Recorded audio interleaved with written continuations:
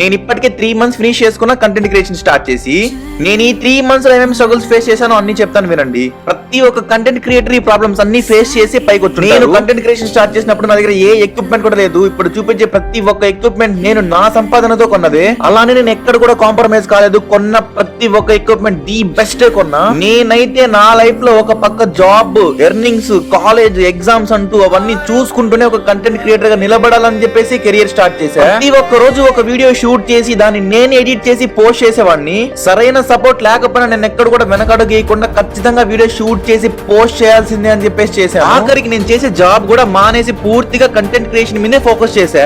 వీడేంట్రా job మానేసి content creation, reels అంటూ ఏదేదో చేసుకుంటానని చెప్పి చాలా మంది అనుకున్నారే గానీ బట్ నేను మాత్రం నాకు నచ్చిన పని చేసుకుంటూనే పోతున్నా. ఎక్కడ డిసప్పాయింట్ కాలేదు. ఇక్కడ కనిపించే మాక్సిమం ఎక్విప్మెంట్ మొత్తం నేను ఇన్స్టాగ్రామ్ లో ప్రమోషన్ చేసిన మనీతోనే కొన్నా.